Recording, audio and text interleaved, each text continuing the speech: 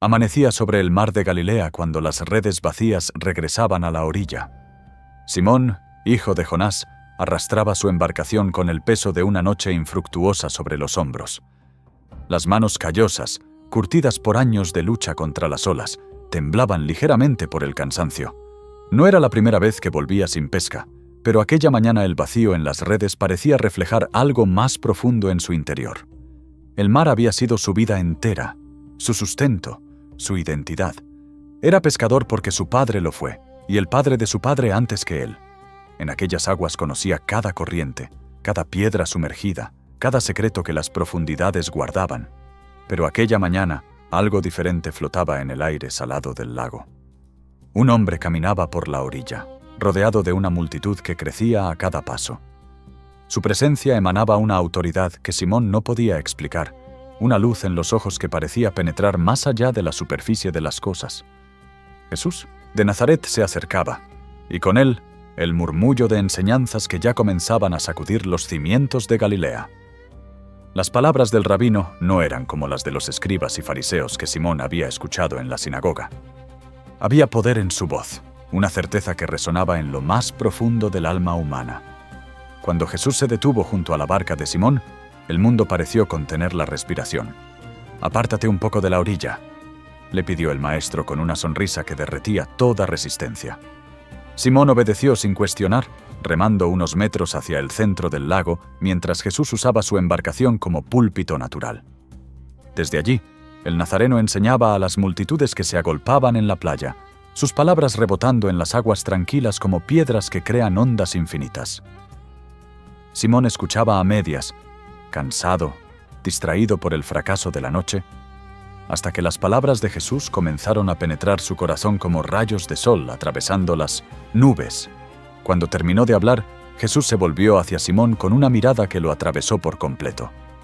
«Lleva la barca hacia aguas más profundas y echad vuestras redes para pescar», dijo el maestro con una autoridad que no admitía réplica. Simón sintió una mezcla de frustración y respeto burbujear en su interior. ¿Quién era aquel carpintero para decirle a él, un pescador experimentado, dónde y cuándo lanzar las redes?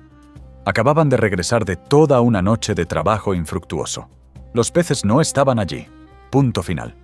Cualquier pescador sabía que aquellas no eran horas ni condiciones para pescar. Sin embargo, algo en la voz de Jesús detuvo las objeciones en la garganta de Simón.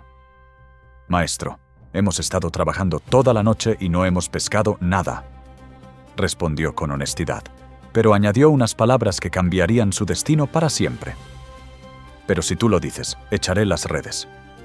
Fue un acto de fe incipiente, pequeño como una semilla de mostaza, pero suficiente para abrir las compuertas del cielo.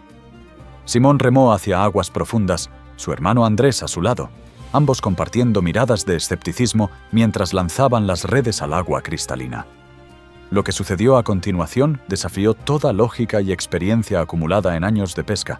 Las redes se llenaron instantáneamente de tal cantidad de peces que comenzaron a romperse bajo el peso. Simón y Andrés gritaban pidiendo ayuda mientras luchaban por mantener la pesca dentro de la barca. Santiago y Juan, los hijos de Zebedeo, acudieron en su otra embarcación, y entre los cuatro apenas podían manejar la bendición sobrenatural que llenaba ambas barcas hasta casi hundirlas. El agua salpicaba, los peces saltaban, los hombres jadeaban, y en medio del caos milagroso, Simón comprendió que estaba ante alguien que trascendía toda comprensión humana. Aquello no era obra de un simple rabino itinerante. Cuando finalmente lograron llevar las barcas a la orilla, Simón cayó, de rodillas ante Jesús, temblando no de cansancio, sino de reverencia. «Apártate de mí, Señor, porque soy un hombre pecador», exclamó con voz quebrada, comprendiendo súbitamente la inconmensurable distancia entre la santidad de aquel hombre y su propia naturaleza imperfecta. Era el reconocimiento instintivo de lo divino, la reacción natural del ser humano cuando se encuentra cara a cara con lo sagrado. Simón veía sus propios defectos con una claridad dolorosa bajo la luz de aquella presencia pura. Todo lo que había hecho mal, cada mentira dicha, cada ira descontrolada, cada orgullo alimentado, se revelaba ante él como manchas en un tejido que creía limpio. Pero Jesús no se apartó.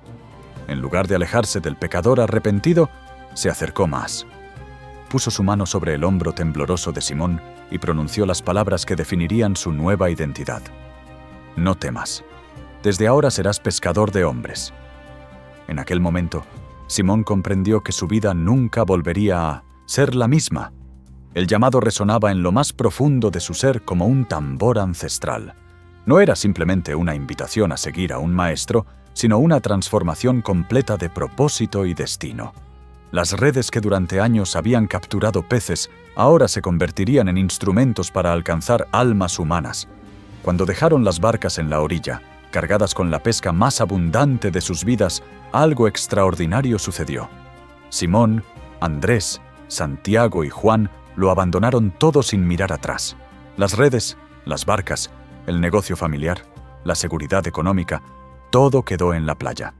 Sus familias observaban con mezcla de asombro y preocupación mientras estos hombres hechos y derechos seguían a un rabino itinerante hacia un futuro incierto.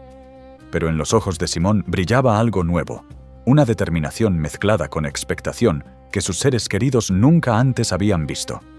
El pescador había sido pescado por un llamado superior. Mientras caminaban por los polvorientos caminos de Galilea siguiendo al Maestro, Simón no podía imaginar las alturas a las que llegaría ni las profundidades a las que caería. No sabía que aquel hombre que lo llamaba lo renombraría Pedro, la roca sobre la cual edificaría su iglesia. No podía prever los milagros que presenciaría, las enseñanzas que transformarían su comprensión del reino de Dios, ni tampoco el momento terrible en que su valentía se desmoronaría como arena ante la marea. Todo lo que sabía, mientras sus sandalias levantaban polvo en el camino, era que había encontrado algo por lo cual valía la pena abandonarlo todo. El pescador se había convertido en discípulo, y el viaje apenas comenzaba. Pedro, como ahora era conocido, se distinguía entre los 12 discípulos por su naturaleza impetuosa y apasionada. Era el primero en hablar, el primero en actuar, el primero en lanzarse al vacío de la fe sin calcular las consecuencias. Su lengua era rápida, a veces demasiado, y sus emociones fluían sin filtro desde el corazón hasta las palabras.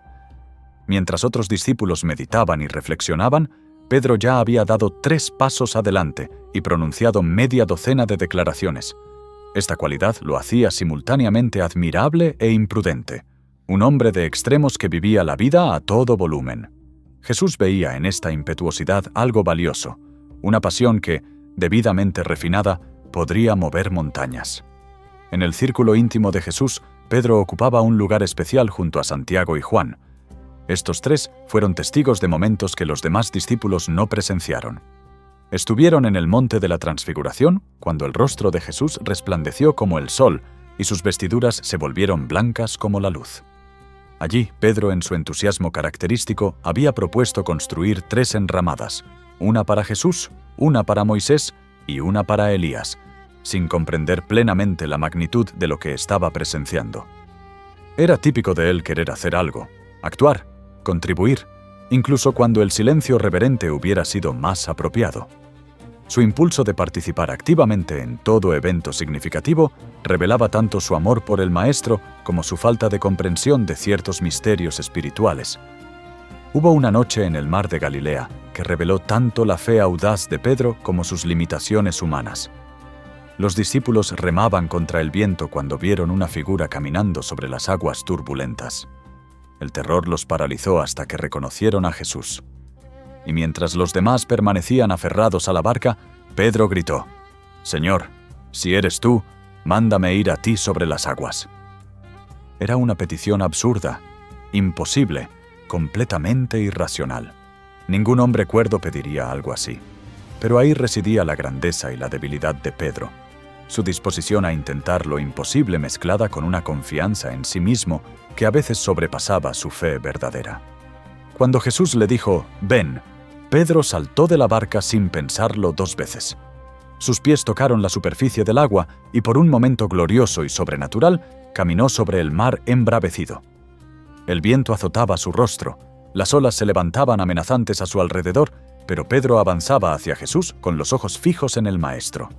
Era un momento de fe pura, de dependencia absoluta, de abandono total a la palabra de Cristo.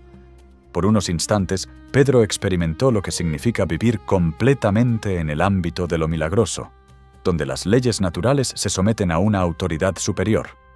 Fue glorioso, embriagador, transformador. Pero entonces Pedro cometió el error fatal. Apartó sus ojos de Jesús y miró las olas. La realidad física de lo que estaba haciendo asaltó su conciencia. El viento fuerte, las olas amenazantes, la imposibilidad absoluta de lo que sus pies estaban logrando, todo se apoderó de su mente racional.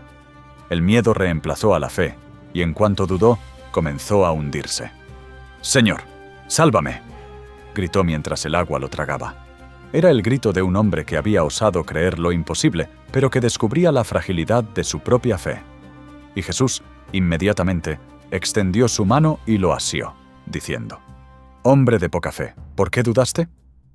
Era una pregunta que resonaría en el alma de Pedro durante los años venideros. Este patrón se repetía constantemente en la vida de Pedro. Grandes declaraciones seguidas de fracasos humillantes. Cuando Jesús preguntó a sus discípulos quién decían ellos que era, Pedro proclamó sin vacilar: «Tú eres el Cristo, el Hijo del Dios viviente». Fue una revelación divina, un momento de claridad espiritual que hizo que Jesús lo bendijera y declarara que sobre esta roca edificaría su iglesia. Pedro se llenó de orgullo justificado, sintiendo que finalmente había comprendido algo profundo. Pero momentos después, cuando Jesús comenzó a hablar de su muerte venidera, Pedro lo reprendió diciendo: «Señor, ten compasión de ti, en ninguna manera esto te acontezca». Y Jesús se volvió hacia él con palabras duras: «Quítate de delante de mí, Satanás, me eres tropiezo». El contraste era devastador. En un momento Pedro era la roca sobre la cual se edificaría la iglesia. Al siguiente era un instrumento de Satanás. Esta montaña rusa emocional y espiritual definía la experiencia de Pedro con Jesús. Su amor por el Maestro era genuino e intenso, pero su comprensión de la misión de Cristo era limitada y teñida por expectativas terrenales. Como muchos judíos de su tiempo, Pedro esperaba un Mesías conquistador que expulsaría a los romanos y restauraría el reino de Israel a su gloria davídica. La idea de un Mesías sufriente, de un rey crucificado, chocaba violentamente contra todas sus expectativas y esperanzas. No podía reconciliar su amor por Jesús con la necesidad de su muerte. A pesar de sus fallos, o quizás debido a ellos, Pedro era profundamente amado por Jesús. El Maestro veía más allá de las imperfecciones y la impetuosidad, reconociendo un corazón dispuesto a ser moldeado. Cada error de Pedro se convertía en una oportunidad de enseñanza, cada caída en una lección de humildad. Jesús sabía que este hombre impulsivo eventualmente se convertiría en un líder firme, que su pasión descontrolada se transformaría en celo santo, que su tendencia a hablar antes de pensar se refinaría en valentía profética. Pero antes de que Pedro pudiera alcanzar ese destino, tendría que pasar por el fuego refinador del fracaso más profundo. En las últimas semanas antes de la crucifixión, Pedro notaba una solemnidad creciente en Jesús. El Maestro hablaba cada vez más sobre su partida, sobre traición, sufrimiento y muerte. Los discípulos escuchaban confundidos y angustiados, sin comprender plenamente, pero sintiendo que se acercaba una tormenta. Pedro, en particular, se sentía inquieto. Su instinto protector hacia Jesús se intensificaba. Ya había declarado en varias ocasiones que estaba dispuesto a morir por el Maestro, que lo seguiría hasta el fin del mundo. Estas declaraciones brotaban de un amor sincero, pero también de una confianza en sus propias fuerzas que pronto sería puesta a prueba de la manera más brutal. La tensión en Jerusalén era palpable durante aquella última semana. Los líderes religiosos conspiraban en las sombras, las multitudes oscilaban entre la adoración y la hostilidad, y los discípulos percibían que algo terrible se gestaba. Pedro afilaba mentalmente su espada, preparándose para lo que imaginaba sería una confrontación física. Estaba listo para luchar, para defender a su Maestro contra cualquier enemigo. Lo que no estaba preparado para enfrentar era una batalla completamente diferente, una que se libraría no con espadas, sino en los recovecos más oscuros de su propia alma, donde el miedo habita y la valentía es puesta a prueba en formas que ningún entrenamiento militar podría preparar.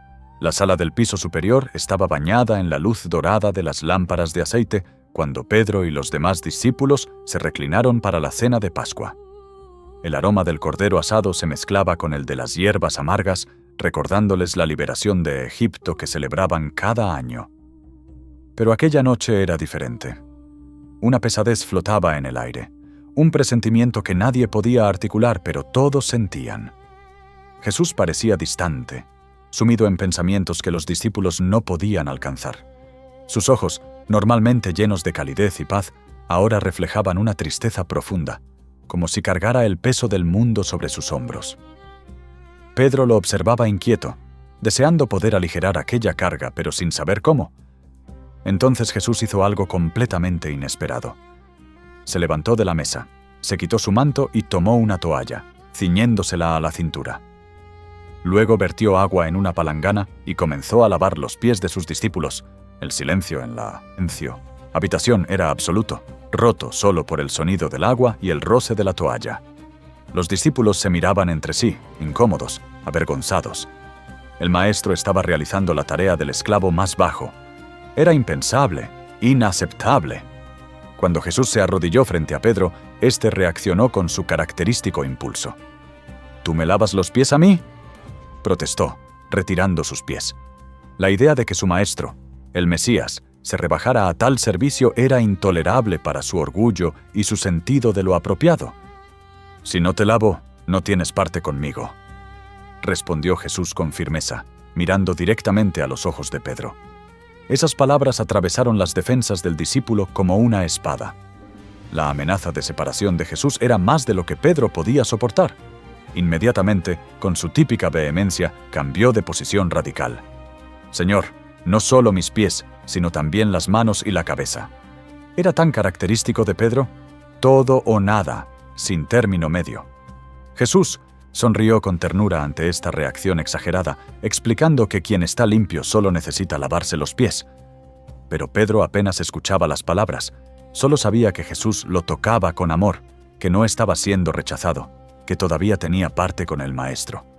Cuando todos estuvieron reclinados nuevamente, Jesús tomó el pan, dio gracias, lo partió y se lo dio diciendo: «Esto es mi cuerpo, que por vosotros es dado».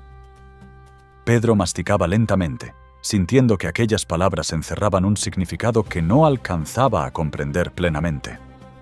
Luego Jesús tomó la copa de vino y declaró: «Esta copa es el nuevo pacto en mi sangre, que por vosotros se derrama». Las palabras caían como piedras pesadas en el corazón de Pedro. Pacto, sangre, cuerpo dado. Todo apuntaba hacia el sacrificio, hacia la muerte. El pan que masticaba se volvió como ceniza en su boca mientras la realidad de lo que Jesús estaba anunciando comenzaba a penetrar su conciencia. Entonces Jesús pronunció las palabras que helaron la sangre de todos: «Uno de vosotros me va a entregar». La conmoción recorrió la mesa como una descarga eléctrica. Los discípulos se miraban unos a otros con horror y desconfianza. «¿Seré yo, Señor?», preguntaban uno tras otro, cada uno dudando de su propia capacidad de lealtad. Pedro, indignado y dolido, le hizo señas a Juan para que preguntara quién era el traidor. Cuando Judas salió a la noche, ninguno comprendió plenamente lo que estaba ocurriendo. Pedro observaba la puerta por donde había desaparecido el tesorero con una mezcla de confusión y rabia. Si hubiera sabido en ese momento lo que Judas planeaba, habría sacado su espada inmediatamente. Pero el momento de la acción aún no había llegado. Después de la cena, mientras caminaban hacia el monte de los Olivos, Jesús habló palabras que cortaron más profundo que cualquier espada. «Todos vosotros os escandalizaréis de mí esta noche», declaró con tristeza. Pedro sintió que la ira y la lealtad ardían en su pecho. ¿Cómo podía Jesús sugerir tal cosa? ¿Acaso no habían dejado todo por seguirle? ¿No habían demostrado su fidelidad día tras día? «Aunque todos se escandalicen de ti, yo nunca me escandalizaré», proclamó Pedro con vehemencia, golpeándose el pecho. Era una declaración de lealtad absoluta, sincera hasta la médula. En aquel momento, Pedro creía genuinamente que preferiría morir antes que abandonar a Jesús. Su corazón palpitaba con la certeza de su propia fidelidad. Pero Jesús lo miró con una mezcla de compasión y conocimiento que hizo temblar a Pedro. «De cierto te digo que esta noche, antes de que el gallo cante, me negarás 3 veces». Las palabras cayeron como sentencia de muerte. Pedro sintió que su mundo se tambaleaba. ¿Negarlo? ¿A él? ¿Al hombre que había cambiado su vida? ¿Que había caminado sobre las aguas? ¿Que había confesado como el Cristo? Era imposible. impensable. Aunque me sea necesario morir contigo, no te negaré, juró Pedro con lágrimas en los ojos. Y los demás discípulos repetían promesas similares, cada uno convencido de su propia lealtad inquebrantable. Pero Jesús conocía la debilidad humana que ellos aún no reconocían en sí mismos. En el jardín de Getsemaní, bajo los antiguos olivos que proyectaban sombras retorcidas a la luz de la luna, Jesús llevó a Pedro, Santiago y Juan más adentro. «Mi alma está muy triste, hasta la muerte», les confesó con voz quebrada. «Quedaos aquí y velad conmigo». Pedro veía el rostro de Jesús brillando de sudor en la penumbra, contorsionado por una angustia que nunca antes había presenciado. Quería consolar a su maestro, decir algo que aliviara aquel sufrimiento evidente, pero no encontraba palabras. Jesús se apartó unos pasos más y cayó rostro en tierra, orando con tal intensidad que su cuerpo entero temblaba. Pedro intentaba mantenerse despierto, vigilar como le habían pedido, pero el cansancio y el vino de la cena pesaban sobre sus párpados como plomo. Cuando Jesús regresó y encontró a Pedro y a los demás durmiendo, la decepción en su voz era palpable. ¿Así que no habéis podido velar conmigo una hora? Pedro despertó sobresaltado, avergonzado. Había prometido lealtad hasta la muerte y ni siquiera podía mantener los ojos abiertos durante una hora de vigilia. «Velad y orad, para que no entréis en tentación», advirtió Jesús. «El espíritu a la verdad está dispuesto, pero la carne es débil». Pedro intentó concentrarse, luchar contra el sueño, pero una y otra vez sus ojos se cerraban. 3 veces Jesús los encontró dormidos, 3 veces la vergüenza abrasaba el corazón de Pedro. No sabía que aquellas 3 veces de fracaso prefiguraban las 3 negaciones que vendrían. El patrón de su debilidad ya se estaba manifestando. Finalmente, el sonido de pasos y voces rompió el silencio del jardín. Antorchas parpadeantes se acercaban, iluminando rostros hoscos de guardias del templo y soldados romanos. Y al frente, guiándolos, venía Judas. Cuando besó a Jesús en la mejilla, identificándolo ante los arrestadores, algo estalló en Pedro. Toda la frustración, el miedo, la confusión y la rabia que había estado acumulándose explotaron en un momento de violencia. Sacó su espada y con un golpe cortó la oreja del siervo del sumo sacerdote. Era un acto desesperado, valiente y completamente inútil. Estaban rodeados por docenas de soldados armados. ¿Qué podía hacer una sola espada? Pero en aquel momento Pedro no pensaba, solo reaccionaba, tratando de cumplir su promesa de defender a Jesús hasta la muerte. «Mete tu espada en la vaina», ordenó Jesús con firmeza, tocando la oreja del herido y sanándola. ¿Acaso piensas que no puedo orar a mi Padre y Él no me daría más de 12 legiones de ángeles? Pedro se quedó paralizado, la espada inútil colgando de su mano. No comprendía. Si Jesús tenía tal poder, ¿por qué se entregaba? ¿Por qué no? ¿Luchaba? Mientras los guardias ataban las manos de Jesús, Pedro sentía que su mundo se desmoronaba. Todo lo que había creído sobre el Mesías, sobre el reino que venía, sobre la victoria inminente, se evaporaba como niebla bajo el sol matutino. Y cuando los soldados comenzaron a llevarse a Jesús y los demás discípulos huyeron despavoridos en todas direcciones, Pedro se encontró siguiendo a distancia, tratando de mantenerse en las sombras mientras su corazón latía con un miedo que nunca antes había conocido. La noche de la traición apenas comenzaba, y lo peor aún estaba por venir. El patio del sumo sacerdote estaba iluminado por una hoguera que proyectaba sombras danzantes sobre las paredes de piedra. Pedro se había deslizado dentro, aprovechando el conocimiento que Juan tenía con los sirvientes del lugar. Ahora se encontraba entre extraños, tratando de pasar desapercibido mientras su corazón martilleaba contra su pecho como un tambor de guerra. El frío de la noche penetraba hasta los huesos, pero no era solo el clima lo que hacía temblar a Pedro. A pocos metros de distancia, al otro lado del patio, podía ver las luces de la sala donde Jesús estaba siendo interrogado. Voces airadas se filtraban a través de las ventanas, acusaciones y gritos que hacían que Pedro apretara los puños con impotencia. Quería estar más cerca. Quería saber qué estaba sucediendo, pero el miedo lo mantenía pegado a las sombras. Se acercó a la hoguera, extendiendo las manos hacia las llamas para calentar sus dedos entumecidos.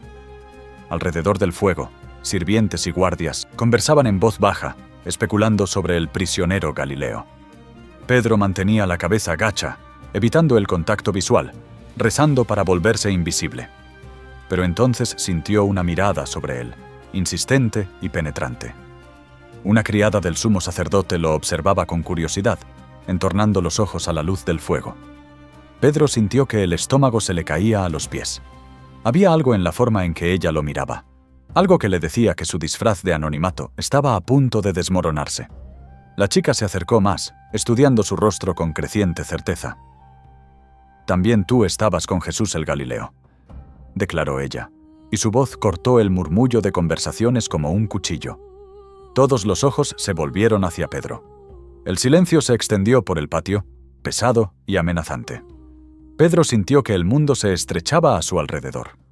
En una fracción de segundo, 1000 pensamientos cruzaron por su mente. Si admitía conocer a Jesús, si revelaba que era uno de sus seguidores cercanos, podría terminar arrestado también. Ya habían visto su violencia en Getsemaní. Recordaban cómo había cortado la oreja del siervo. El miedo le atenazaba la garganta, un terror visceral que nunca había experimentado en los peligros del mar. Ante enemigos físicos podía ser valiente, pero ante esta acusación silenciosa se encontraba completamente desarmado. «No sé lo que dices», mintió Pedro, y las palabras salieron de su boca antes de que pudiera detenerlas. Su voz sonó más fuerte de lo que pretendía, demasiado defensiva, demasiado rápida. La criada lo miró con desconfianza, pero se alejó. Pedro sintió una mezcla de alivio y horror. Acababa de negar a Jesús. Las palabras del maestro resonaban en su mente. «Antes de que el gallo cante, me negarás 3 veces». «No», se dijo a sí mismo, «esto no cuenta. Solo estoy siendo prudente. No puedo ayudar a Jesús si me arrestan a mí también». Las racionalizaciones se apilaban en su mente como ladrillos de un muro defensivo, tratando de protegerlo de la verdad de lo que acababa de hacer. Pero en el fondo de su alma, una voz pequeña susurraba que había cruzado una línea que nunca pensó cruzar. Se alejó de la hoguera hacia la entrada del patio, buscando un lugar menos expuesto. Pero allí otra criada lo vio y dijo a los presentes: «Este estaba con Jesús el Nazareno». Las palabras cayeron como piedras en el silencio. Pedro sintió que la trampa se cerraba a su alrededor. Más miradas se volvían hacia él, más susurros llenaban el aire. Esta vez la negación fue más vehemente, más elaborada. «No conozco al hombre», juró Pedro, y para dar más peso a su mentira, añadió un juramento, invocando el nombre de Dios como testigo de su falsedad. Fue un momento de completa cobardía, de traición no solo a Jesús, sino a todo lo que había profesado creer. Las palabras le quemaban la lengua como carbones ardientes, pero el miedo era más fuerte que la vergüenza. Aproximadamente 1 hora después, cuando Pedro pensaba que finalmente había logrado pasar desapercibido, un grupo de hombres se le acercó. Entre ellos había uno que lo señaló con certeza. «Verdaderamente también tú eres de ellos, porque tu manera de hablar te descubre». Era cierto. El acento galileo de Pedro lo delataba. No podía esconder su origen, las inflexiones particulares de su región que marcaban cada palabra que pronunciaba. Se encontraba acorralado, sin escape. La tercera acusación pendía en el aire como una sentencia, y fue entonces cuando Pedro hizo algo imperdonable. Comenzó a maldecir y a jurar. «No conozco al hombre». Invocó maldiciones sobre sí mismo, usó el lenguaje más grosero que conocía para convencer a sus acusadores. Fue una actuación desesperada, una negación tan completa que borraba 3 años de discipulado. En el preciso instante en que las últimas palabras de negación salían de sus labios, un sonido atravesó la noche. El canto de un gallo. Claro, penetrante, inconfundible. Ki, ki, ri, ki. El sonido pareció congelar el tiempo. Pedro se quedó paralizado, la sangre huyendo de su rostro. Y en ese momento, mientras el eco del canto aún resonaba en el aire, las puertas de la sala de interrogación se abrieron. Jesús fue conducido a través del patio. Sucio, golpeado, con el rostro marcado por los puños de sus interrogadores, pasó frente a Pedro. Y entonces se volvió y miró directamente a su discípulo. Aquella mirada. No había acusación en ella, ni rabia, ni amargura. Solo una tristeza infinita, una decepción profunda mezclada con algo que Pedro tardó años en comprender. Perdón y compasión. Aquella mirada atravesó todas las defensas de Pedro, demolió todos los muros que había construido, rompió todas las racionalizaciones. De repente se acordó de las palabras de Jesús: antes de que el gallo cante, me negarás 3 veces. Había sucedido exactamente como el maestro predijo. Pedro había jurado que moriría antes que negar a Jesús, y ante la primera prueba real de su lealtad, ante el más mínimo peligro personal, había fallado completamente. No una vez, no 2 veces, sino 3 veces. Y la tercera vez con maldiciones y juramentos que hacían la traición aún más vil. La comprensión de lo que había hecho cayó sobre Pedro como una luz. No era el hombre valiente que creía ser. No era la roca inquebrantable. Era débil, cobarde, capaz de traicionar al ser que más amaba en el mundo para salvar su propia piel. Pedro salió del patio tambaleándose como un hombre borracho. Sus piernas apenas lo sostenían. Cuando llegó a un callejón oscuro, lejos de miradas curiosas, se derrumbó contra una pared y lloró como nunca había llorado en su vida. No eran lágrimas de frustración o decepción, sino de absoluta desesperación. Sollozos profundos que sacudían todo su cuerpo, que salían desde lo más profundo de su ser. Cada lágrima llevaba consigo un fragmento de la imagen que tenía de sí mismo. El pescador valiente, el discípulo apasionado, el hombre que caminaría sobre el agua. Todo se desmoronaba en el polvo de aquel callejón. Se veía a sí mismo con claridad brutal. Un cobarde, un traidor, un mentiroso. Había usado el nombre de Dios para jurar en falso. Había maldecido para convencer de su negación.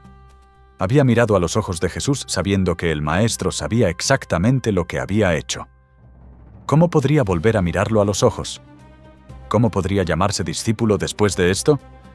Judas había traicionado a Jesús por dinero, pero Pedro lo había negado por miedo, y de alguna manera eso parecía peor.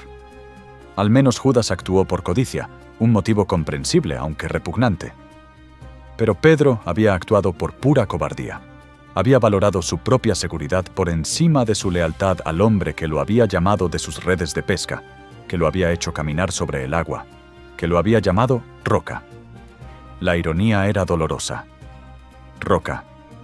Había resultado ser arena, desmoronándose ante la primera marea. Las horas que siguieron fueron las más oscuras de la vida de Pedro. Vagó por las calles de Jerusalén, sin rumbo, sin propósito, solo con el peso aplastante de su traición. El dolor que sentía era más profundo que cualquier herida física. Era un dolor del alma, una agonía espiritual que no tenía consuelo. Había experimentado muchas cosas difíciles en su vida: la pérdida de seres queridos, el fracaso en el mar, las noches de hambre. Pero nada, absolutamente nada, se comparaba con esto. Había traicionado el amor más puro que había conocido. Había negado al hombre que había transformado su vida. Y lo peor de todo, sabía que Jesús lo había visto venir.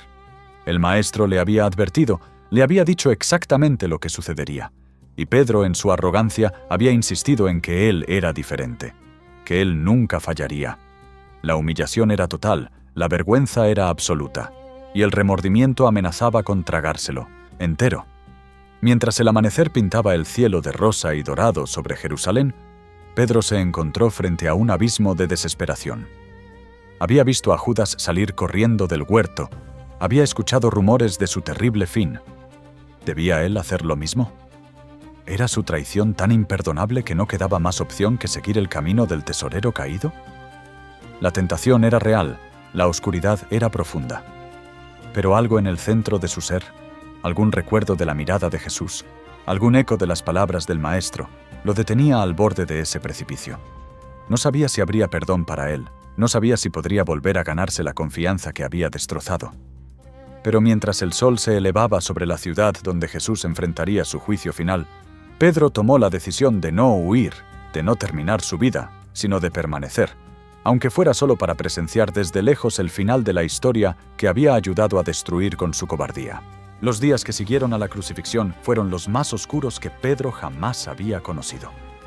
Se escondía con los demás discípulos en el aposento alto, las puertas cerradas por miedo a los judíos, el aire espeso con el dolor y la desesperación.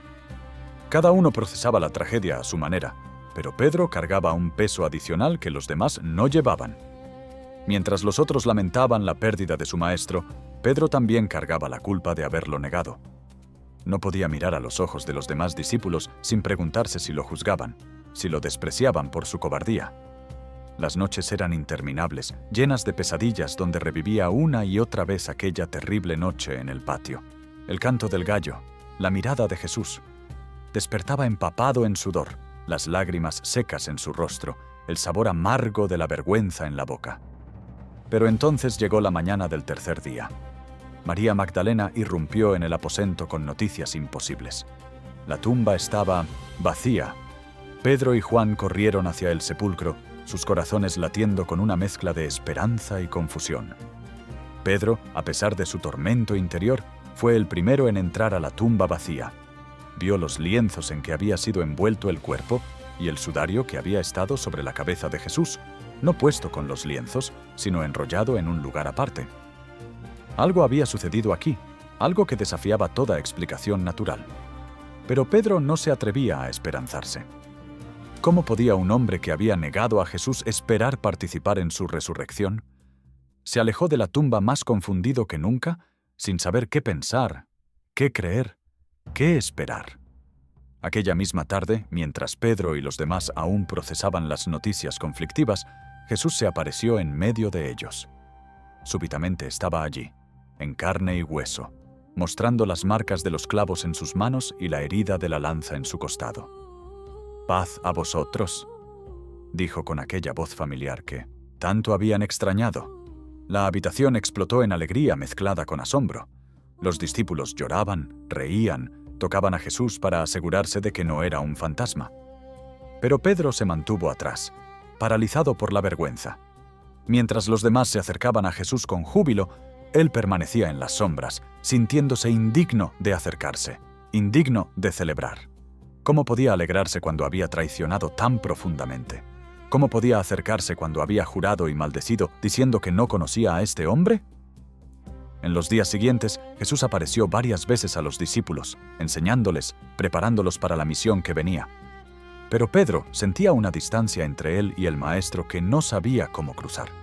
Jesús nunca lo había mencionado, nunca había aludido a las negaciones, pero Pedro las sentía como un muro invisible entre ellos.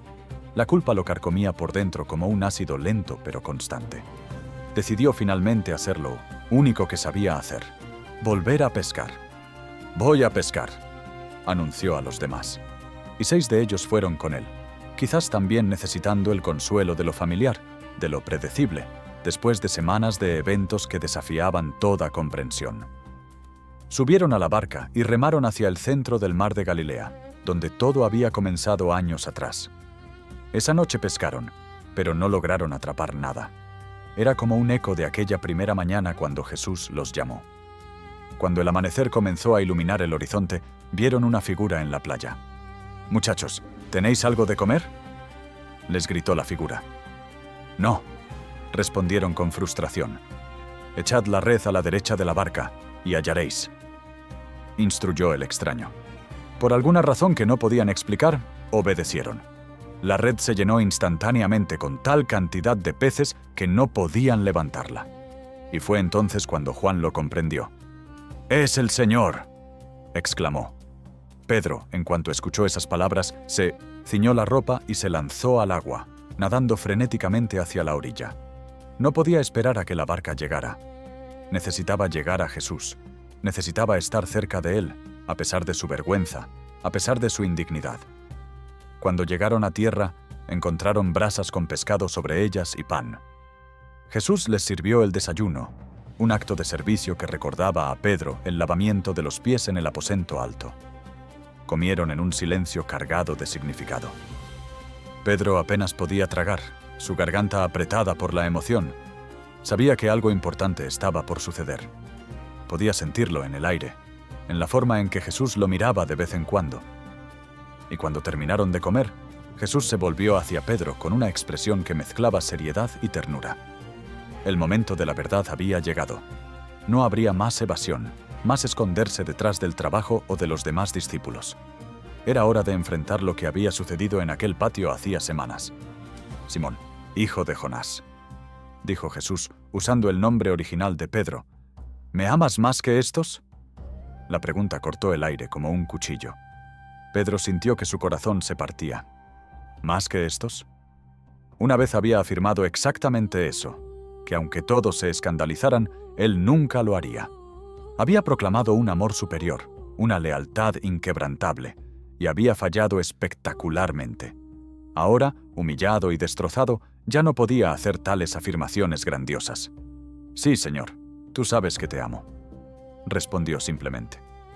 Ya no usaba palabras de amor incondicional, agape, sino de afecto fraternal, fileo. Su respuesta era más humilde, más consciente de sus limitaciones. «Apacienta mis corderos», respondió Jesús, confiándole una tarea de pastoreo, de cuidado.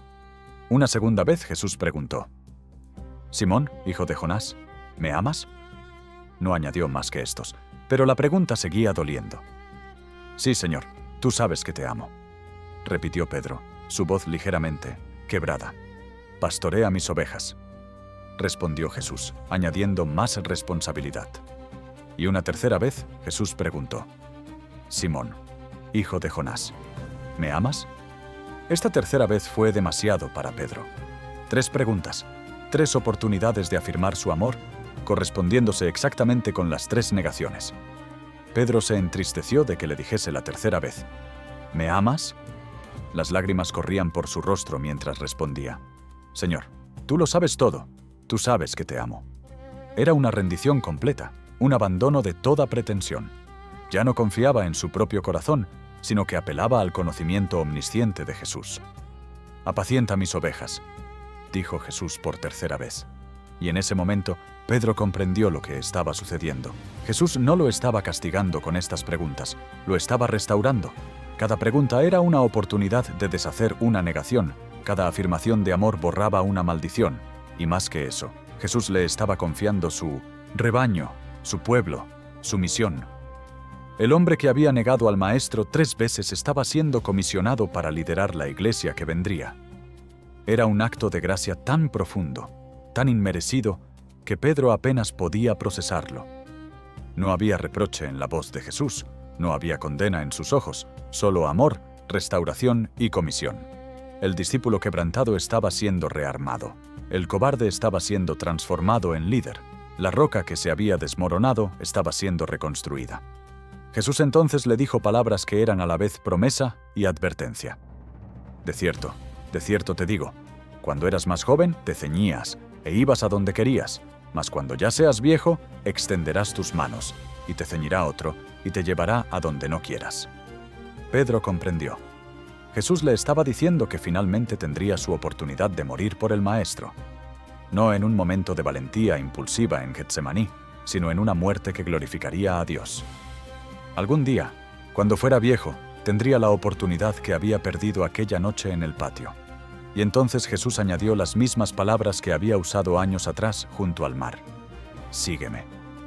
Era un nuevo comienzo, una invitación renovada, un llamado que trascendía el fracaso pasado. El mismo llamado, pero ahora dirigido a un hombre profundamente cambiado por el dolor y la restauración. En el día de Pentecostés, semanas después, Pedro se levantó ante miles de personas y predicó con un poder y una audacia que asombraron a todos. El mismo hombre que había temido la acusación de una criada ahora proclamaba a Jesús ante multitudes hostiles. 3000 personas se convirtieron aquel día. Pedro había sido transformado, no por su propia fuerza, sino por haber sido completamente quebrantado y luego restaurado por la gracia.